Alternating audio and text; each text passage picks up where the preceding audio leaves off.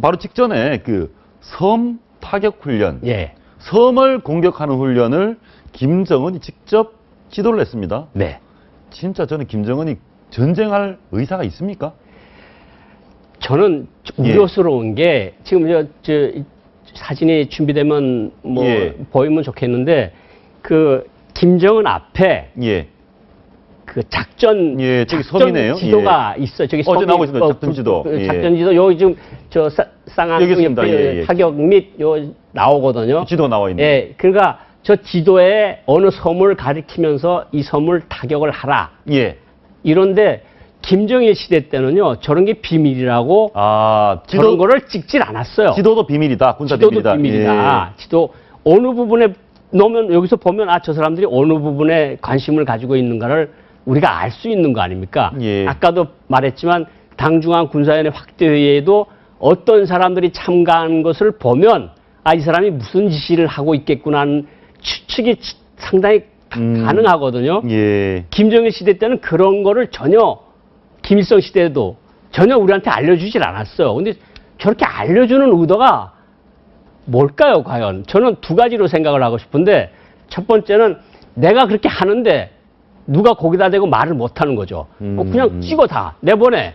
아이고 장군님 사실 이러면 적들이 우리를 내가 뭔데 나한테 이래 이럴 가능성이 있고 두 번째는 역시 김정은의 머리가 조금 안 좋지 않을까. 김정은이 머리 별로 좋지 않다. 아, 머리가 별로 원래 그런 말이 좀 있었어요. 이제 평양에서 예. 김정은이가 될 때 이제 장성택이가 큰형 정철이를 제끼고 정은이를 지도자로 시킨 것이 정철이보다 머리가 안 좋아서 시켰다는 그런 소문들이 북한에서 조금 김정은을 돌았거든요. 시킨 게 머리 나쁜 김정은을 시켜서 자기들이 흔들어야 되겠다. 자기가 흔들 수 있다고 생각을 해서 예. 김정은을 시켰다는 말이 돌았는데 그 말은 뭐 이제 통일이 된 다음에 알 수 있겠지만 어쨌든 저런 것들을 보고 행동하는 거 보고 저런 사진들을 공개를 해서 장령들이 얼굴을 우리가 다 볼 수 있게끔 하는 거 보면 역시 조금 모자란 게 아니냐 이런 생각이 조금 들고요. 예. 그리고 사실은 저 타격 훈련 지도를 저렇게 보여주는 것도 사실 우리한테는 의미하는 바가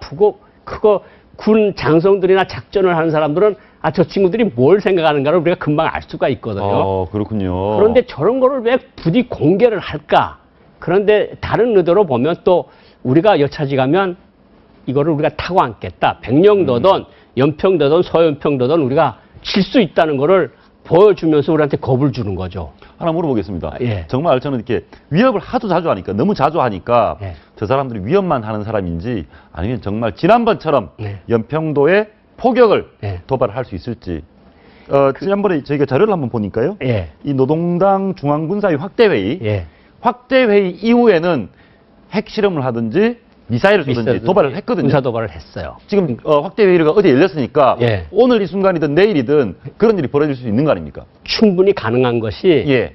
저 젊은 지도자가 2009년 1월 8일 날 후계자로 공식 됐거든요. 예. 그 이후에 2010년도에 크게 두 가지 사건이 천안함 사건 그리고 연평도 포격 사건. 예. 저 친구가 올라가서부터 생긴 거거든요. 그러니까 그만큼 무모하고 폭력적이며 이 물불을 가리지 않는 성격이라는 거죠. 그러니까 우리는 언제 저 친구들이 백령도를 칠지 연평도를 다시 칠지 우리는 대비를 해야 되는 거고 충분히 가능성이 높다. 가능성이 없다. 예. 그걸 하나 더 물어보겠습니다.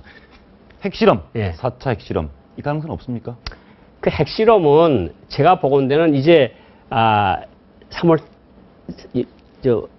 달부터 이제 키리졸브 예, 키리졸브 한미 합동 훈련이 있습니다. 예.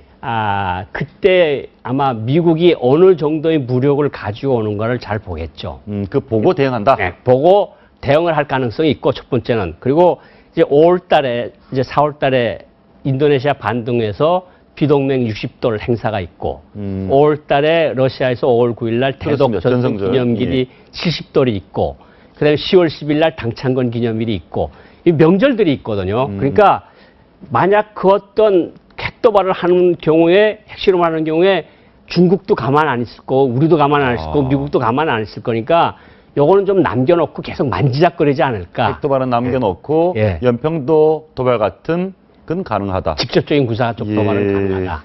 알겠습니다. 그리고 하나 더 저기 보니까 실쿠원 미사일. 예. 이번에 이 미사일을 쏜 게 오랜만이라고 들었습니다. 저 실컷 미사일이 저 1980년대부터 있던 미사일입니다. 그리고 별로 정교한 미사일은 아니에요. 그런데 위력은 대단히 크죠. 저게 딱 옛날 미그 15 비행기처럼 생겨서 미그 비행기처럼 생겼다고 그렇게 이야기를 하는 건데 저게 그 폭약을 그 큰 데다 다 실어서 보내는 거거든요. 그러니까 저거를 기동이 빠른 고속함이나 뭐 이런 거를 맞추기는 좀 힘들겠지만 뭐 수송함이나 우리 일반 오선을 공격하는 데는 뭐 들어와서 아야 치면 박살이 나겠죠. 그러니까 저런 거를 보여준 거 샘 미사일, 지대공 미사일을 실제로 발사를 했거든요. 그러니까 섬을 공격할 때 포를 공격을 하면 공군이 뜨면 샘 미사일로 비행기를 잡고 우리 구축함이나 우리 이지스함이 오면 실컷 미사일로 타격을 하겠다.